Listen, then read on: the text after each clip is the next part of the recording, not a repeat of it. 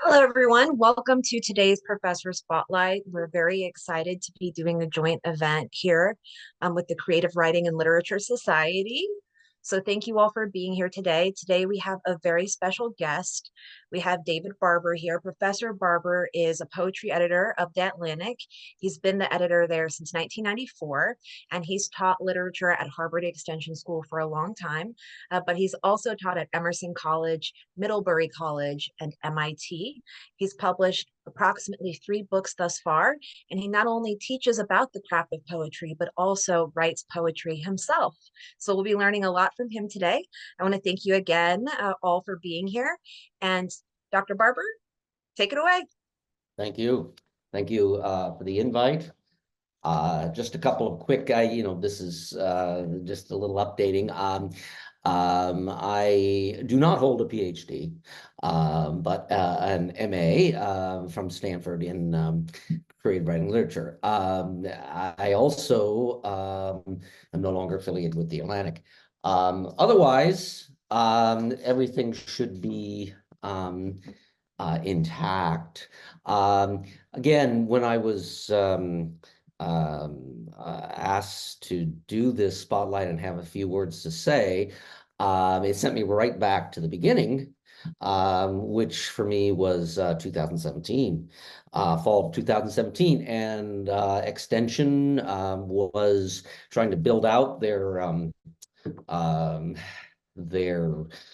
web conferencing options. And at the time, I was teaching in the Harvard writing program. That's for first year students. Everyone has to take what used to be called expository writing. So I was doing that, and this opportunity came up. And it was my first introduction to Zoom. Now it's old hat now for all of us. But it was kind of a shock to the system initially. I had my little headset on and, what's on the controls here. I had never done such a thing before.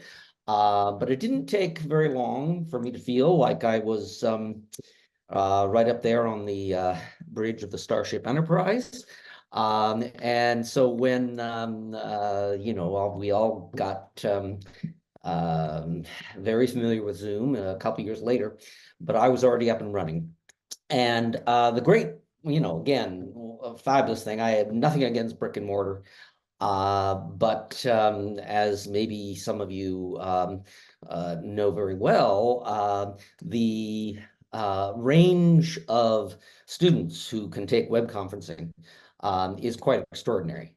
So it ranges from everyone who's, right down the street from Harvard and Cambridge to places like Mumbai, Singapore, South Africa, trying to, London, Ontario, and even in, California and the wilds of New Jersey.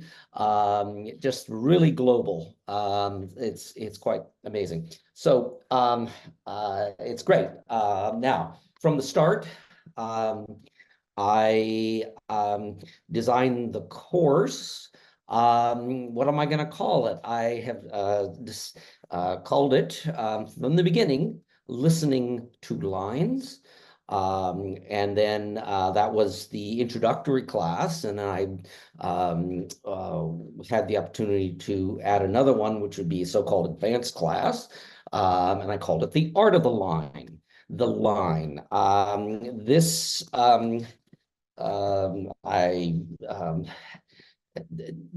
have had a lot of occasion to ponder what we're talking about when we talk about poetry. It can be enigmatic and mysterious. We live in an age where we, of course, hear, figures of speech, poetry in motion, and all of that, and etc. What is poetry? How does it work? And I kept coming back time and again to the line, the verse line, which, as one of my own masters here. Robert Pinsky refers to as sort of an ancient technology, poetry in lines, a way of going back. Poetry in lines predates prose, predates alphabets, predates writing implements. We have this, the oral tradition and the spoken words that are eventually written down in lines. So it's a great way, I think, to think about the evolving traditions and conventions that fall under the heading of poetry, and they are vast.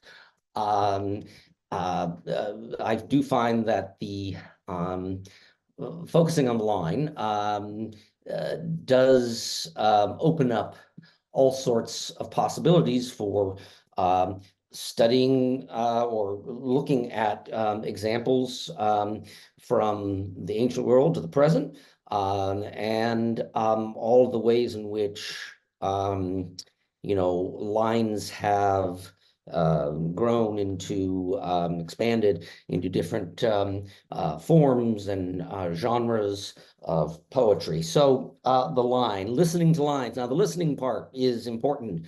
I emphasize speaking, saying poems. And this is a workshop once a week. Everyone writes a poem in a sequence of prompts, and we begin every evening with everyone reading their poem.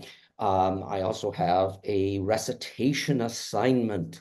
Everyone is asked to, early in the term, select a touchstone poem and do your best to get it by heart and to recite it. Once upon a time, a lot of education, I'm talking way long ago, over 100 years ago, a common form of teaching or learning poetry in the classroom was rote recitation.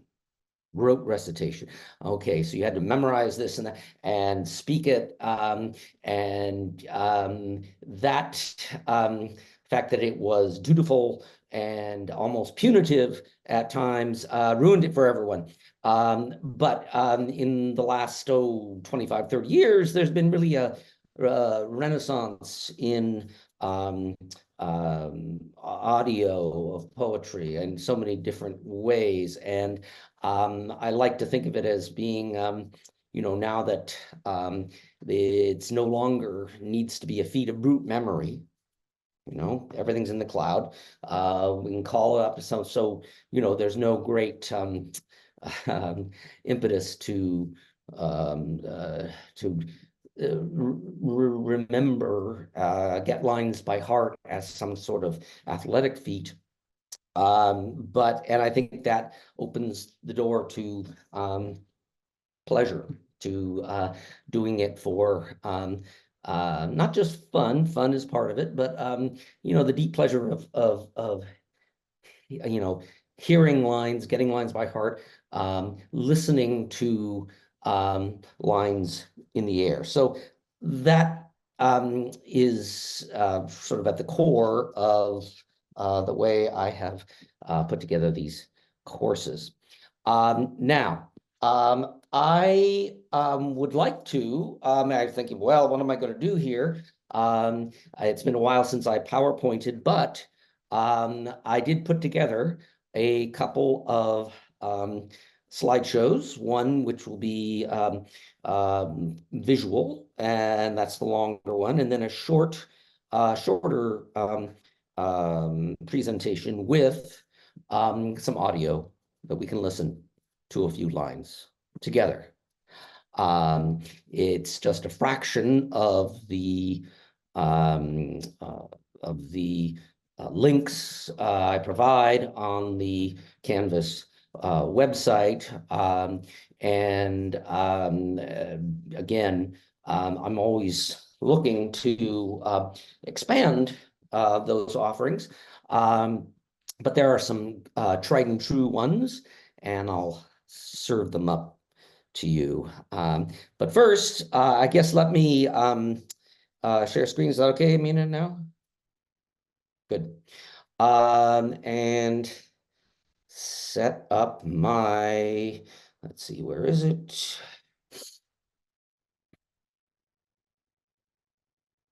It's audio and listening to lines. Okay. In a moment, I will share screen. Here we go.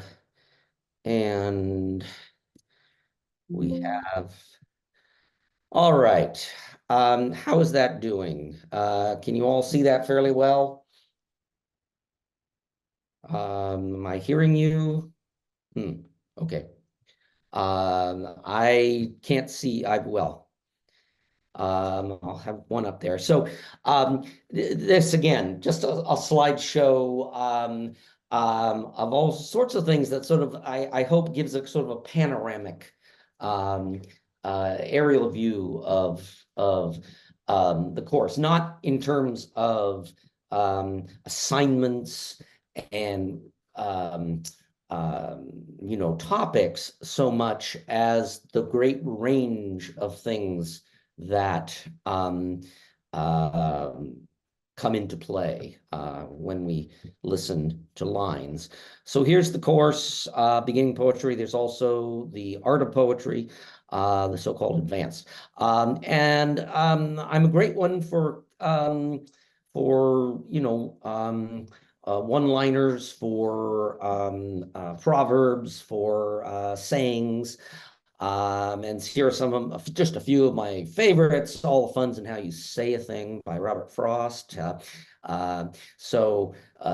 mean, there it is. It's a sentence, really. It's not in a poem, but there's things you can learn just from that. If this were a line of verse, it just has such character to it. Seems like a simple thing, but imagine if the line read, all the fun is in how you say a thing. That would make it closer to a regular iambic pentameter line, which Frost very well knew how to do, but he also knew how to inject life into that sort of bare metrical contract. So all the fun's in how you say a thing changes the cadence wonderfully. And then there's Alexander Pope. I won't read all of them, but the spider's touch, how exquisitely fine, feels at each thread and lives along the line. He's talking about not arachnids, really. I mean, that's the image, but it's a metaphor for the poet, for the writer. But especially the poet, of course, lives along the line. All right, oops, let's see here. Good. So here is I often I've gone through a number of different texts, never a whole lot. I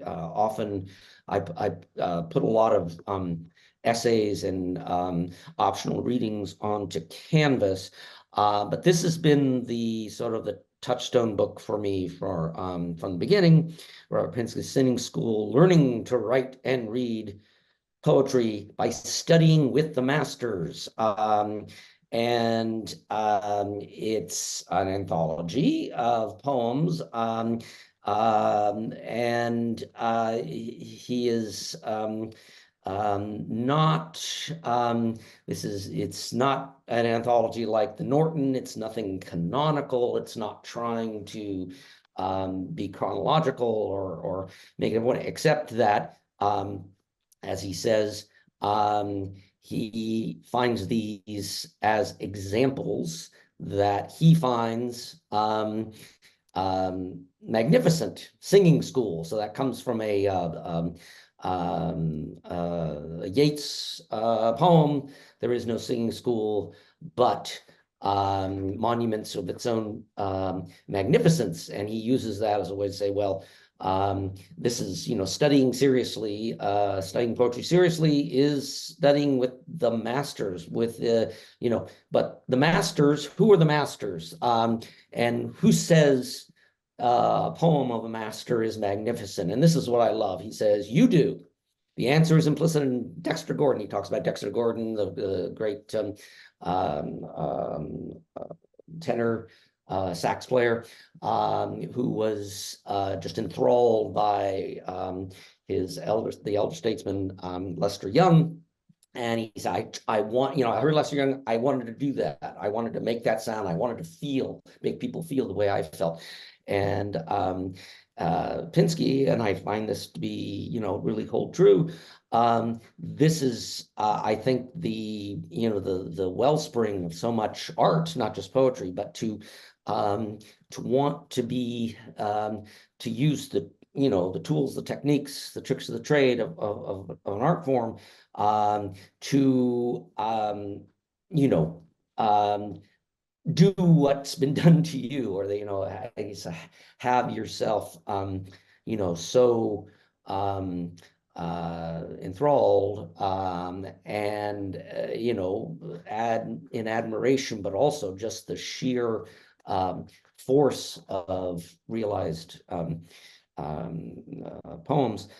So he talks about Dexter Gordon remark, you do, the aspirant, the true student, the passionate reader, inspired to write, chooses. No curriculum or official canon will suffice. The examples must proceed from what thrills each person.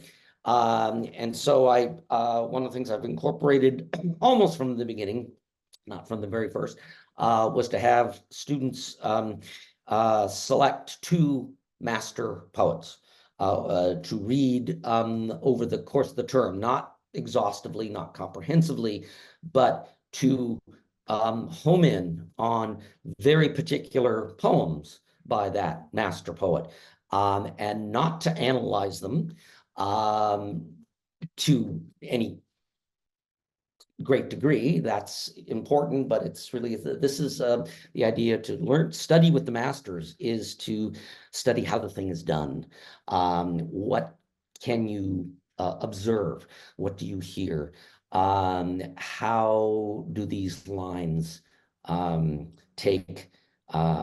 their form and shape and authority? On we go. Let's see what time we have. Okay, 190.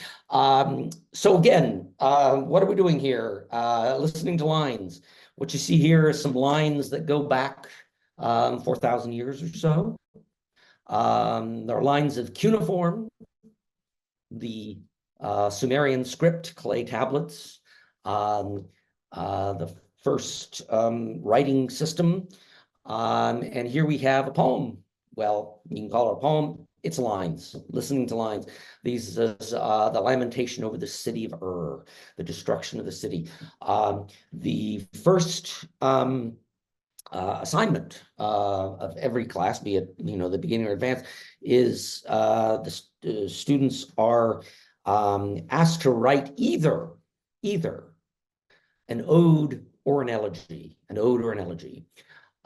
These are two ancient forms. They're both words in ancient Greek. So many words, in poetry, and the glossary is filled with ancient Greek words. So ode and elegy. And yes, they begin in the ancient world, in ancient Greece, and their, celebration and mourning. And this idea is so primal and fundamental to why speak, why raise your voice and mark an occasion. Here are the, so there's this, enormous tradition of, taking these, they're not really forms in the sense that they're not like a sonnet is a form. There are more occasional forms. Some scholars call them shaping forms, but they have these ideas or the about what poetry is and how it works. Really plays out in these two ancient impulses for speaking in lines. And it was all about speaking or singing in lines before they were written down. So here we have, going back even further, cuneiform. On the next one we have, okay, here is red figure vase, Greek vase. We see here, they call it a musical scene, three women making music. This is not a portrait of the renowned Sappho, the great, great ancient Greek lyric poet. Why lyric? Why do we call her lyric? Well, you see up at the top there, now this is a different kind of instrument here that this woman's playing, but up here is a lyre. And this was the way poetry was thought of. Lyric poetry, there were other kinds of poetry, but lyric poetry were poems to the accompaniment of the lyre.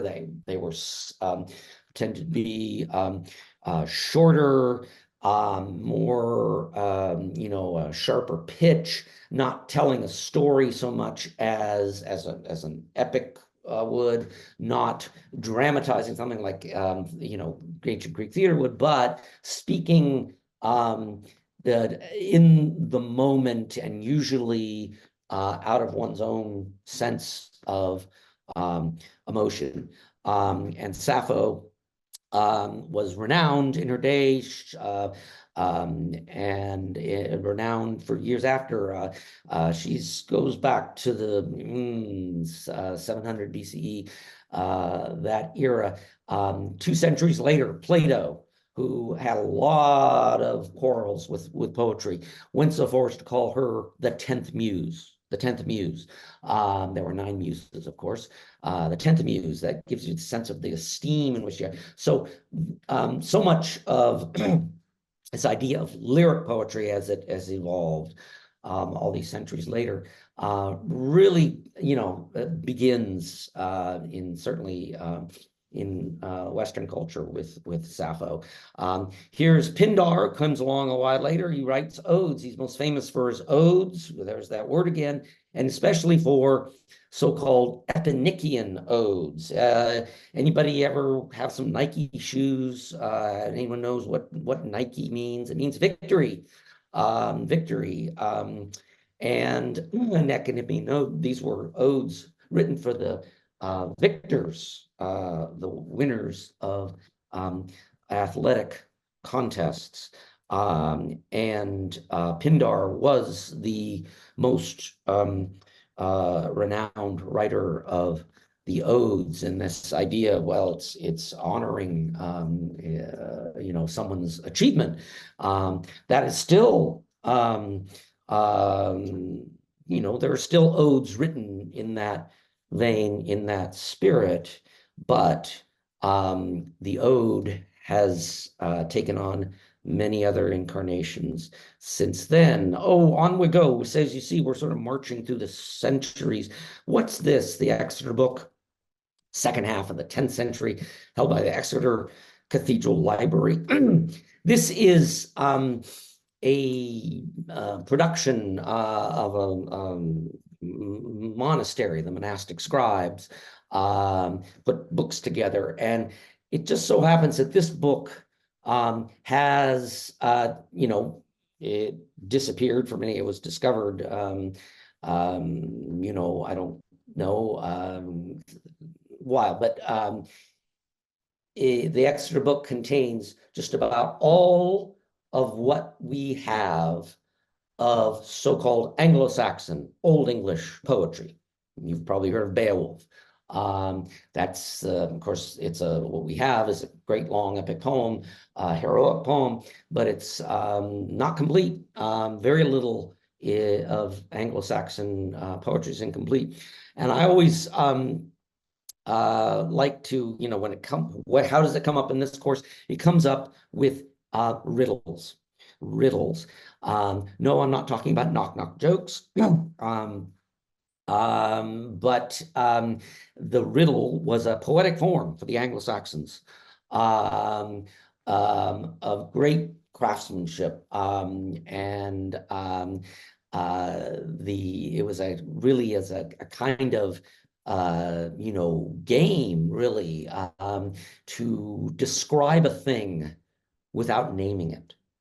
to have something speak, but not tell its name, and the listener, the reader, has to puzzle it out. You might think, well, is this, has that tradition, completely died out? Well, no. There's a wonderful essay that I have people read that's optionally on Canvas by the late great Richard Wilbur, poet Richard Wilbur, who wrote a wonderful essay. I believe when he was poet laureate, called "The Persistence of Riddles," talks about what among other things, a riddle is a great sort of primer to look to pick up on the riddle tradition, and going back to the Anglo-Saxons, and there were riddles or called enigmata in Latin poets as well.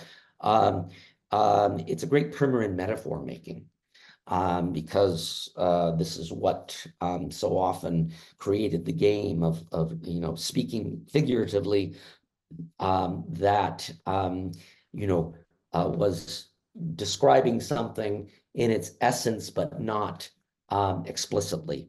So already you have the figurative language, metaphor, and what that brings to the language. Okay, something's not. All right, on we go. I'll try to pick up the pace here. Here's another lyre. This is from the Anglo-Saxon era. 9th century. It's in the British Museum. It's made out of, I think, bone. Again, poetry through this is, lyric poetry, is this long-standing idea about what poetry is good for. On we go. We jump up to the first woman to publish a book of poems in English, Isabella Whitney. And you see there, 1573, Shakespeare was 8 years old, and she's writing these extraordinary poems. This is a long poem done kind of satirically in the form of a will. The manner of her will and what she left in London and all those that are departing. She was employed in London for many years, and she became, lost her work and had to leave London. And she was obviously very educated and cosmopolitan. So she writes this great, sort of love letter in verse to London in the form of a will. I leave you this, I leave you that. It's really, again, how does it come up in the course? Well, in one option is to write, epistolary poems, that is to say, letter poems, as one option. Also, the idea of taking this,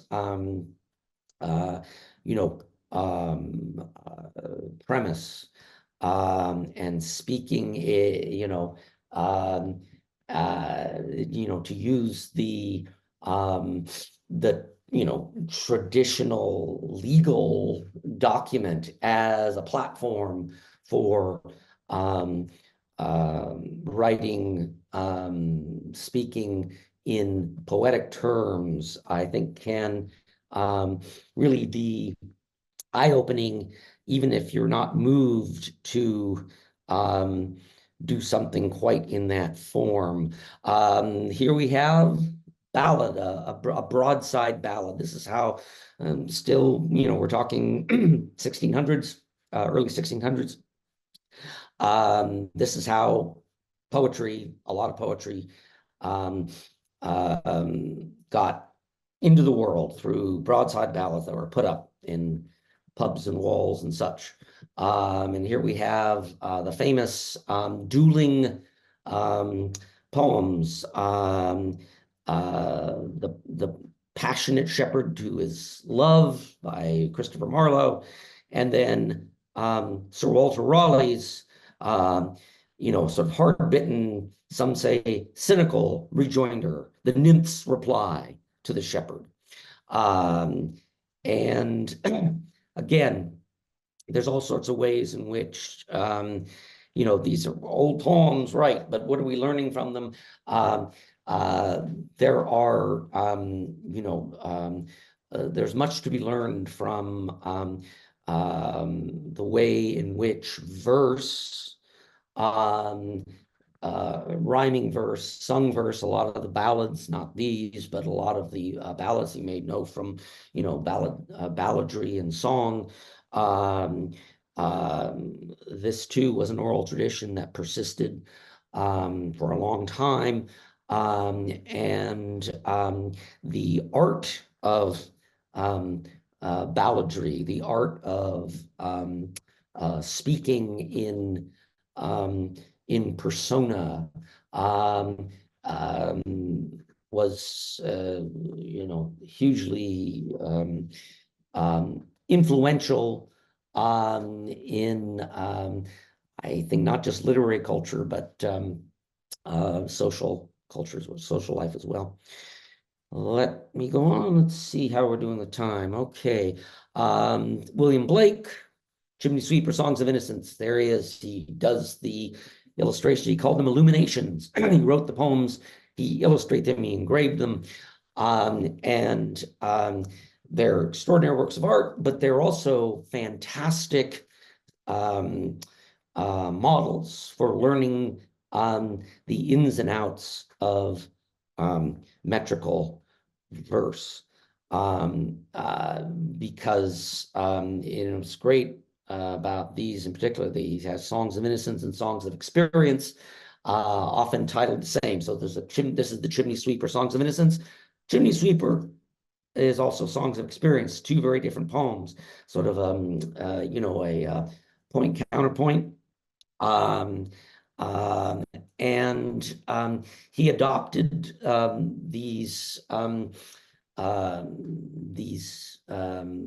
poetic, these verse forms that were fairly common in books of nursery rhymes, of sort of oral poetry that was often used for sort of moral lessons.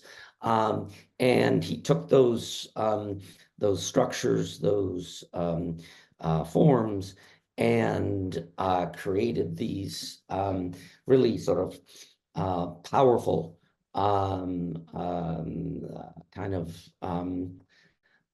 challenges to conventional wisdom. The forms were traditional, conventional. What he did to them was anything but. Okay, Keats, there's his grave. In Rome, here lies one whose name is written water. Okay, we talked about odes early on. Keats is famous for many things, including his letters. I have an optional assignment where you can take on what Keats really meant when he said negative capability. He said this was this great. He writes these amazing letters about poetry and his ambitions and his intense feelings for what could be done with poetry. He said negative capability was the great thing for a poet to have, which is to get out of the self. People have debated, well, what does he mean and all that, but it's still I think a very striking challenge to perhaps some of, again, conventional thinking about, poetry, spoken from the heart, romantic poetry, the bearing of emotions. Yes, all of that plays into it, but you have in Keats, you have someone who is very concerned with poetry as sort of an achieved effect, as something that could sort of put you under a spell. All right, on we go, on we go. Okay, I have three Emily Dickinson poems. Emily Dickinson, again, everyone, has had some encounters. My feeling is this is never mandatory, but she is inexhaustible as a poet, as a model, as an inspiration in so many ways. So we have here, here's poem B, I was expecting you. B, I'm expecting you. We have the last lines, love fly. So we have a little letter poem, playful, and even in her far more, bleak and serious poems, there is that playfulness, which is both verbal and cognitive, is really something to behold. And again, I find it inexhaustible. Two more of hers. Here is a poem she wrote on an envelope. On an envelope. There's a whole book of these.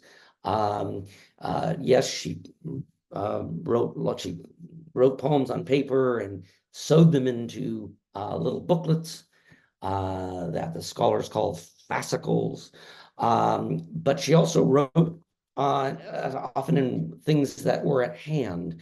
Here's an envelope poem. And here is a telegram poem. Western Union Telegraph Company. And there's Emily Dickinson writing lines down.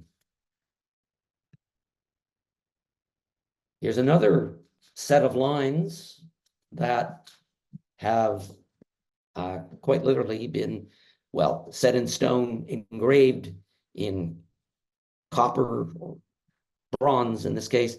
Emma Lazarus's sonnet, The New Colossus, which, if any of you have been to the base of the Statue of Liberty, there it is, The New Colossus, a poem written in lines, a sonnet, really an accomplished sonnet, but it has such lasting resonance, and a lot of people, I think, quote those lines or can, recall those lines, and to sort of return to the idea that before they were on the Statue of Liberty, they were lines in the form of a sonnet written by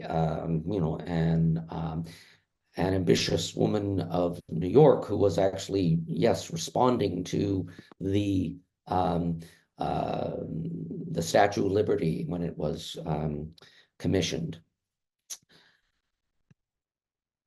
Robert Frost, here's in his own hand, the woods are lovely, dark and deep. This is Stopping by Woods on a Snowy Evening, one of his most renowned poems. Frost is everything has, anyone has ever said about him as as a national treasure, and he's much more than that. And he is really a craftsman like few others.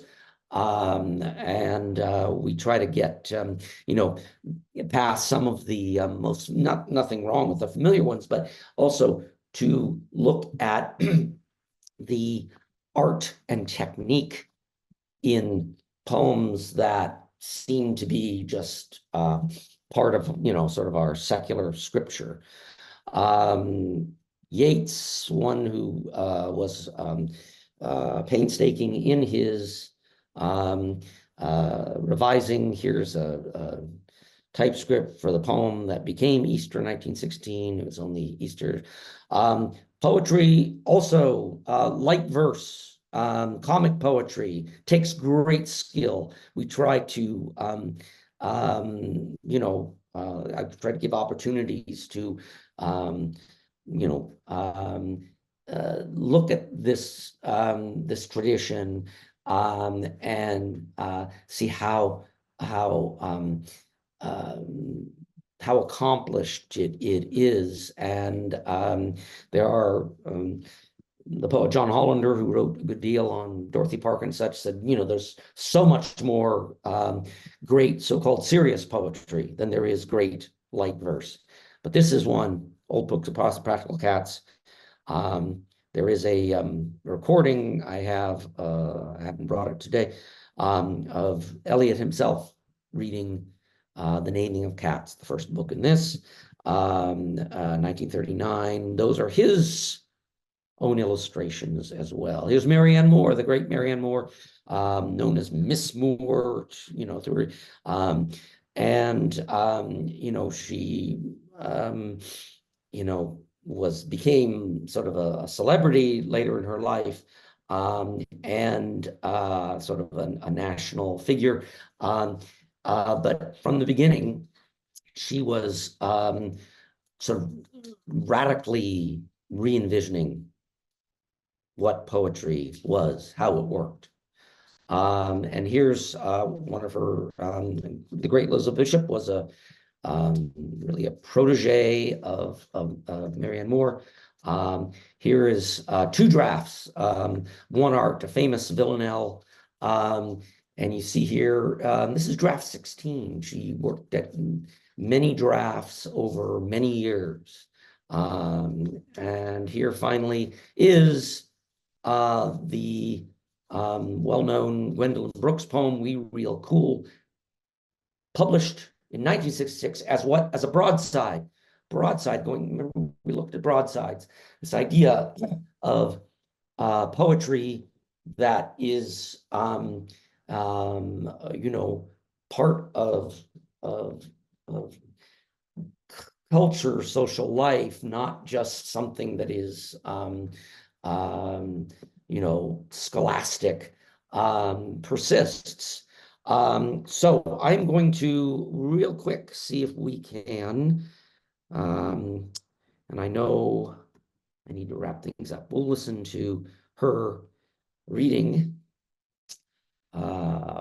First, we have Listening to Lines, Audible Anthology, and here is I'm gonna have to go back. And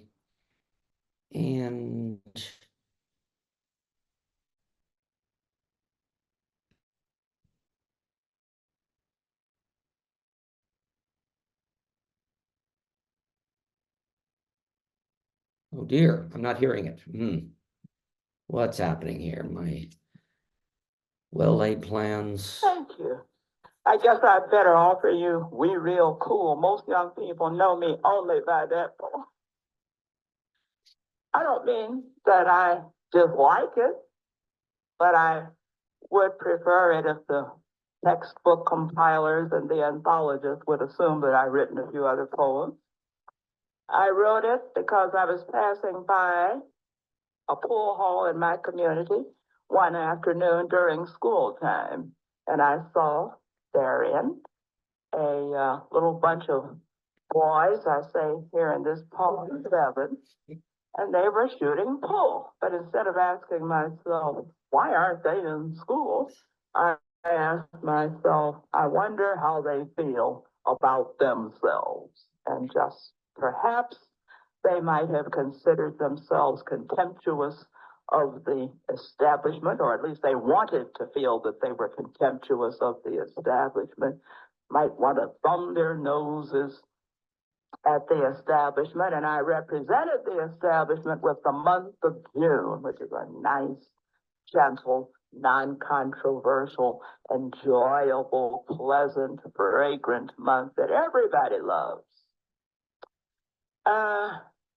This poem has been banned here and there because of the word jazz, which some people have considered a sexual reference. That was not my intention, though I have no objection if it helps anybody. But I was thinking of music. The pool players, 7 at the Golden Shovel.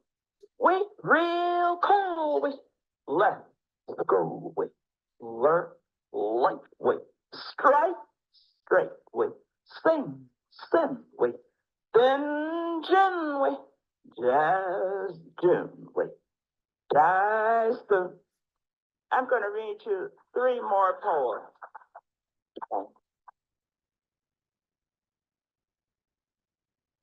Okay, I have a couple of others, but let's just, I'm going to turn it back over to you all.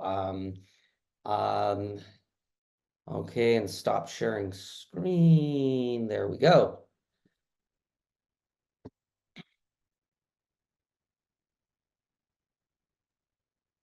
Thank you, Professor Barber. That was absolutely fascinating. I want to open the floor for anyone who might have questions right now. Just raise your hand if you have a question for Professor Barber, and we'll get to you.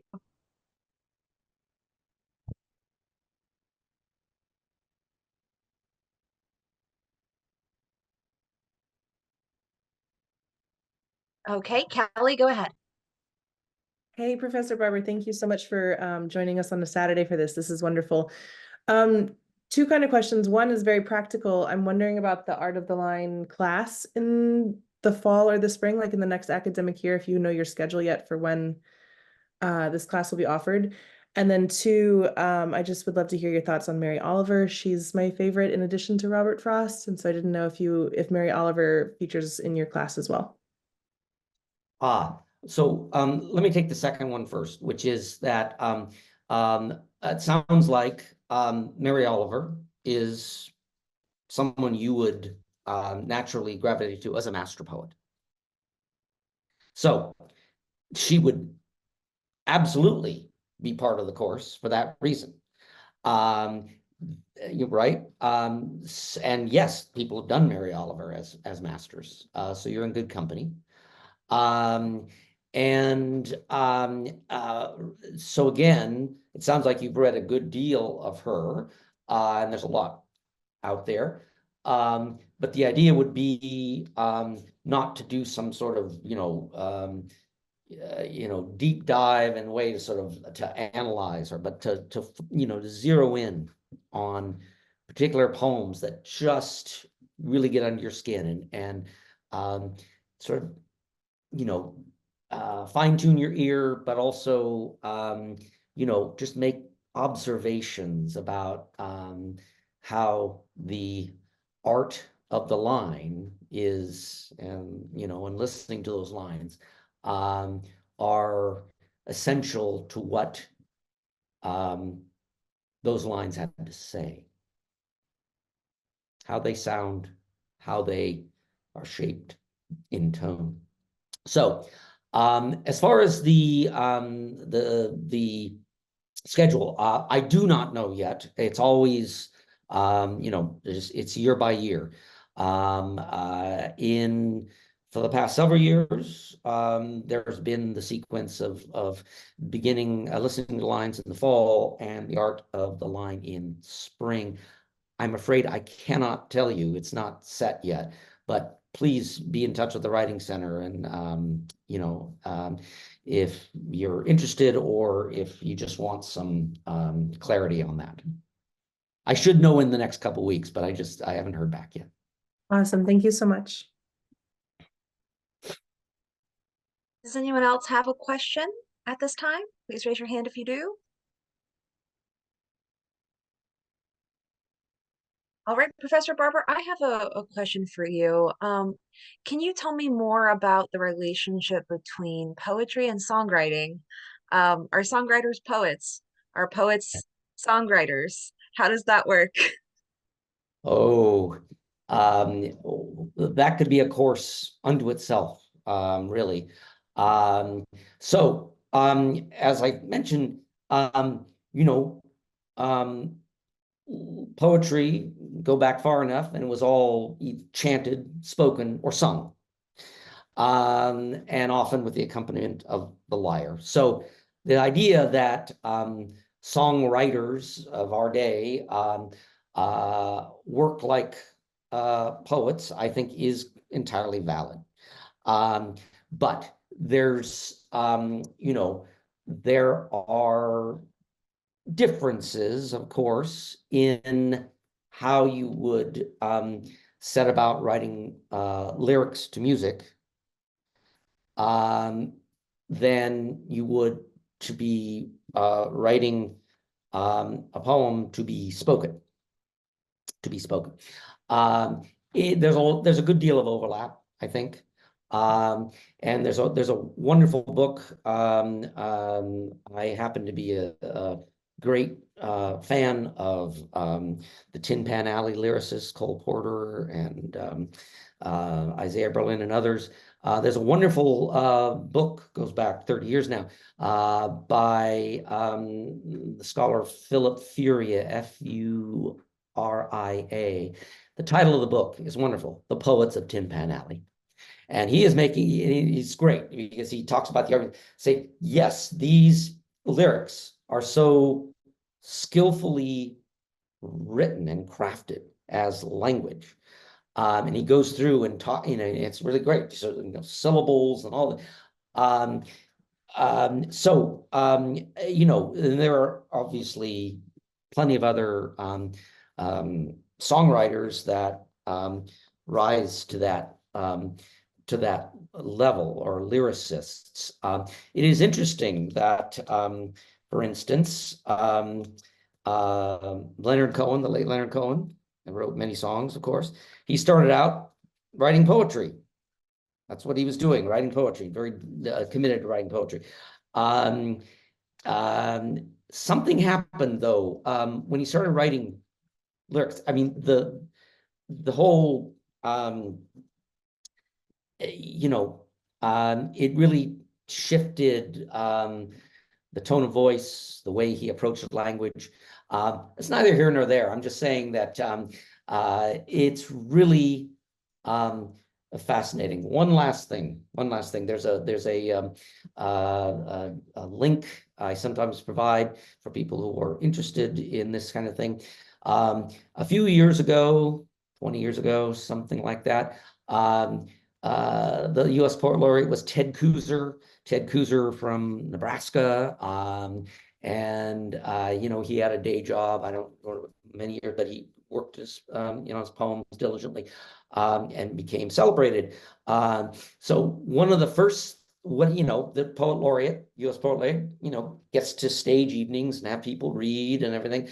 One of the first people he had to devote an evening to was someone who wrote lines that Ted Kooser, the poet, admired enormously. John Prine, singer-songwriter John Prine.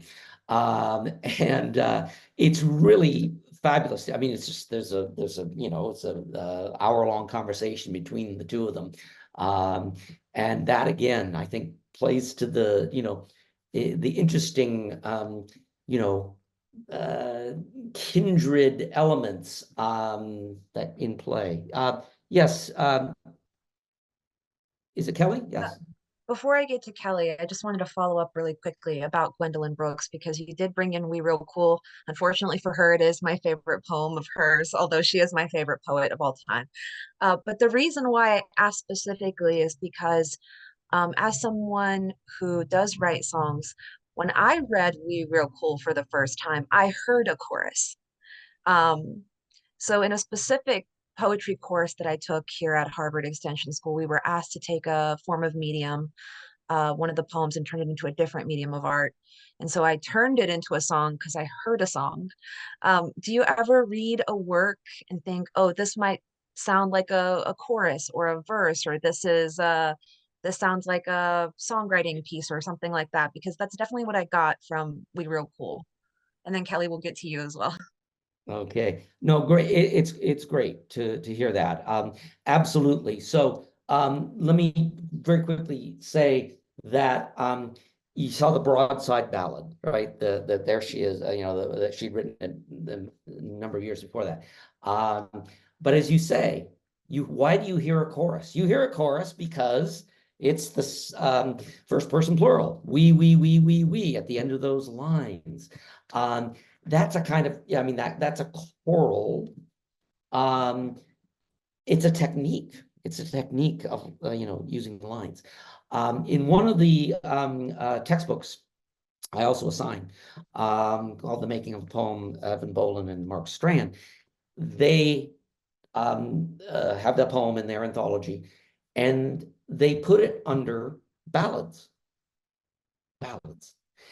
And of course, ballad, we go back, ballad measure, the 4 and 3, There's the joke about, you know, you can, and just about any Emily Dickinson poem, you can sing along to the Yellow Rose of Texas.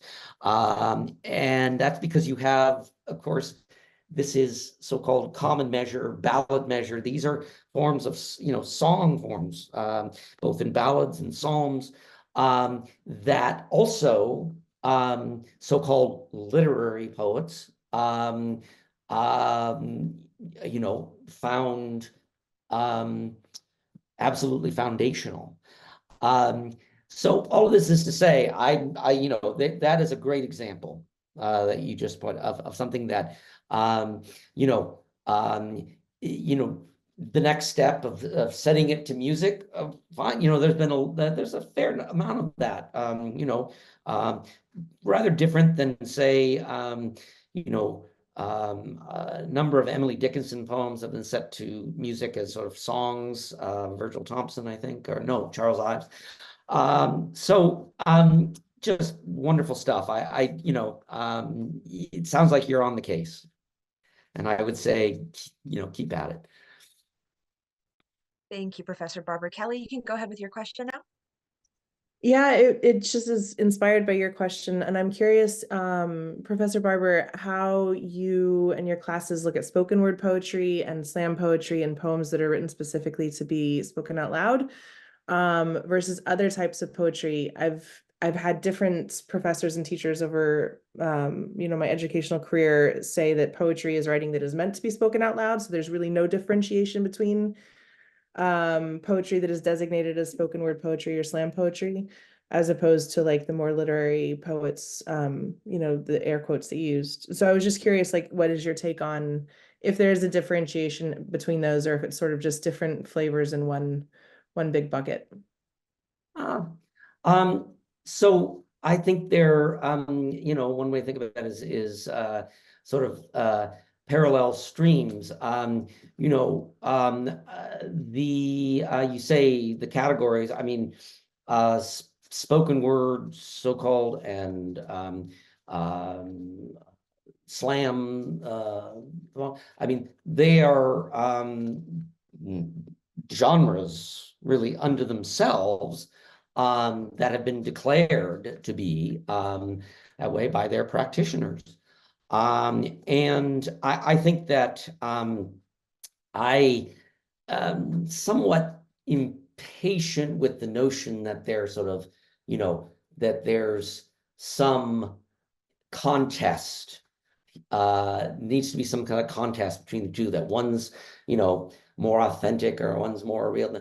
I think they are different genres of poetry. For instance, the way in which, well, you know, dramatic poetry, poetry for the stage. You read, you know, of course, Shakespeare, it's so much in blank verse. It's very metrical, right? But it's, you know, you don't hear that, Peter. You know, really, you just, it's part of the force of it. So there's that, or ballad-like poetry, as opposed to, you know, the long tradition of the sonnet, which was often seen to be a, you know, obviously an intricate poem that fit into a particular formal contract. And, you know, 800 years later, people are still writing sonnets and sort of renegotiating that contract. So, just to cut to the chase, I guess I would say I'm sort of agnostic on the notion that, you know, you know, one is, you know, better than the other or more something than the other. I do think they're separate genres. The other thing is that in terms of a workshop, right, or studying the book. Now, if you were to, you know, study slam poetry, so-called spoken word poetry. There are, you would need to go to the, to YouTube or to actually go to the places. Whereas, with the poems in Pinsky's book, and I mean, if you're master poet, you are, you're studying the page. And that, I think, makes all the difference in terms of this particular approach to poetry. But you're absolutely right. The energy of that tradition is undeniable. And yes, you will see all sorts of, cross currents at times, which is great. Professor Barber, I have one final question for you from an audience member. Alex Lee wanted to ask you about your poem called Corn Maze. He wanted to ask whether the special distance in your third stanza was influenced by frost. Specifically, he quotes 5 mountain ranges, one behind the other, under the sunset far into Vermont. I would say that it's not deliberate, but I'm delighted to hear that connection made. There's so many ways in which, lines of poetry, poems, sort of have a subliminal or subterranean existence, both as sound, but also as metaphor. So I can't say, but I will say that there are times when I do try to deliberately lift from other poets. And it turns out there's a long tradition of that too. There is a form of poem called the glossa, G-L-O-S-A, where you take lines from another poet and create something from it, sort of play variations on it from the actual lines. It's kind of an homage, kind of a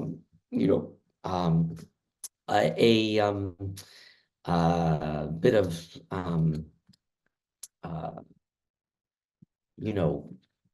crossing lines, what's considered to be, fair game. I've written a couple of glossas. The one that was in my last book, Secret History, is called Yogi Glossa. Yogi Glossa. Who's Yogi? Yogi Berra, the great old Yankee catcher who was very famous for his accidental aphorisms. I put together a whole called Yogi Glossa, where it just used his, his aphorisms. You can observe a lot by watching, for instance. No, I just when I read your, yeah, I'm sorry. I explained to our host. I mean, it's like 2 o'clock in the morning in Taipei, and I really wish to, reach out to you directly about when I read your poem there. The third stanza really at the spatial depth that you put in that particular stanza really struck me. It really brings me back to Frost's out that. The 5 mountain ranges beyond one another, and then I just felt that connection. Really, thank you, Professor. Yes. Thank you. It's wonderful to hear that. Yeah, great. Thank you. So, well, it's 2:05 in Taipei, and I'm going to say goodnight. Yeah, I stay up here just for your talk. Oh my goodness. All right. Thank you. Thank you, Professor. Yeah, I look forward to meeting you again in the future. Okay, good. Thank you, Mika. Thank you. Yeah, good night, guys. Good day and good afternoon, wherever you are. Yes. Okay, bye-bye. Fabulous. Okay, we do have time for one last question. Does anyone have one last question? Okay, well, Professor Barber, thank you so much for coming today. We've learned so much. This is being recorded and will be distributed after. I'll be sending you the link. Before we officially end, can you tell us a little bit about your publications and where we can get them? Well, where can you get them? You know, I have published 3 books with Northwestern University Press. You don't have to get them from Northwestern University Press. The latest one was Secret History, came out in 2020. I do have another book under contract with Northwestern, and the latest I heard, it may be out by next spring, a year from now. So I'm hoping that will be the case, but I'm not sure. But the other 3, there's Secret History, Wonder Cabinet, and The Spirit Level, all from Northwestern University Press. Thank you so much, Amina. Thank you, Professor Barber. I'm going to stop the recording now. And everyone, thank you for attending this talk. Dr. Barber, I'm sorry, Professor Barber, we really appreciate you being here today. This was a fascinating talk. Wonderful. Thank you so much. And so I'm so glad to, you know, what you all do in those, you know, committees is just adding great life to this this community. So I appreciate that greatly. Thank you so much. Okay. Thank you, everyone. Take care.